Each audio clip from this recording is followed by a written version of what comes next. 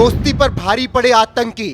Bloch आतंकियों से डरकर भाग रहा चीन। कराची में सभी बिजनेस बंद कर रहा चीन। आतंकियों ने चीन की नाक में दम किया। चीन पाकिस्तान की दोस्ती अब लग रहा है कि खत्म होने वाली है और इसके कारण बन रहे हैं बलोच आतंकी। बलूचिस्तान के लिए लड़ने वाले आतंकियों का कहना है कि पाक सरकार और चीन बलूचिस्तान से सारा माल तो निकाल रही है, लेकिन हमारे लिए कुछ नहीं छोड़ रही। और इसी से नाराज होकर बलोची हथियार उठा चुके हैं और अब चीन अपना बिजनेस बंद कर पाकिस्तान से भाग रहा है। पाकिस्तान जो हमेशा चीख चीख कर कहता है कि चीन के साथ दोस्ती नहीं टूटेगी, लेकिन किसे मालूम था कि एक दिन चीन पाकिस्तान की दोस्ती टूट जाएगी और चीन अपना बिजनेस बंद करके जाने की तैयारी करेगा। लेकिन अब ये बात 100 आने सच है और खबरों की माने तो निक्केई एशिया की एक रिपोर्ट में कहा गया है कि पाकिस्तान की अथॉरिटीज ने ये बात स्वीकार की है और कहा है कि चीन कुछ बिजनेस और दुकानों को अस्थायी तौर पर बंद कर रहा है और ये कदम आतंकी हमलों से बचाने के मकसद से उठाया गया है। अथॉरिटीज की माने तो आतंकी हमले पाकिस्तान के सबसे महत्वपूर्ण अंतर्राष्ट्रीय साथी के साथ रिश्ते को बिगाड़ रहे हैं। पिछले कुछ समय से पाकिस्तान में चीन के नागरिकों और प्रतिष्ठानों को निशाना बनाया जा रहा है।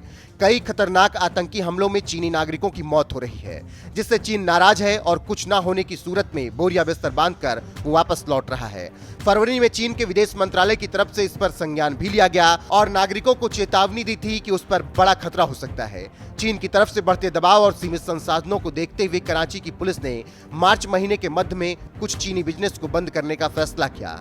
पुलिस की संभावित आतंकी हमलों के बारे में इंटेलिजेंस मिली थी। बार बार चेतावनी देने के बाद भी कई चीनी बिजनेस सुरक्षा के प्रोटोकॉल्स को नहीं मानते हैं। इसी वजह से उनके बिजनेस को बंद किया जा रहा है। पुलिस ऑफिसरों की माने तो कितने बिजनेस या दुकानों को बंद कराया गया, इसकी संख्या बता पाना मुश्किल है, लेकिन आतंकी हमलों के डर से चीनी बिजनेस बंद हो रहे हैं।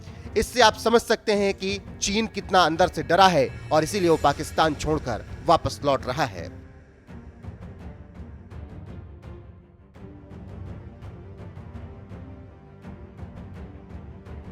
यहां पर जानकारी देते चले कि अप्रैल 2022 में सबसे खतरनाक आत्मघाती हमला हुआ था, जब कराची विश्वविद्यालय के परिसर कन्फ्यूशियस इंस्टीट्यूट के करीब एक आत्मघाती महिला ने विस्फोट करके 3 चीनी अध्यापकों और एक पाकिस्तानी ड्राइवर को उड़ा दिया था। इसी तरह जून 2020 में स्टॉक एक्सचेंज के करीब भी एक हमला हुआ, जिसमें स्टॉक एक्सचेंज पर आंशिक तौर पर चीन का ही नियंत्रण है। साल 2018 में कराची में चीनी दूतावास के करीब हमला हुआ।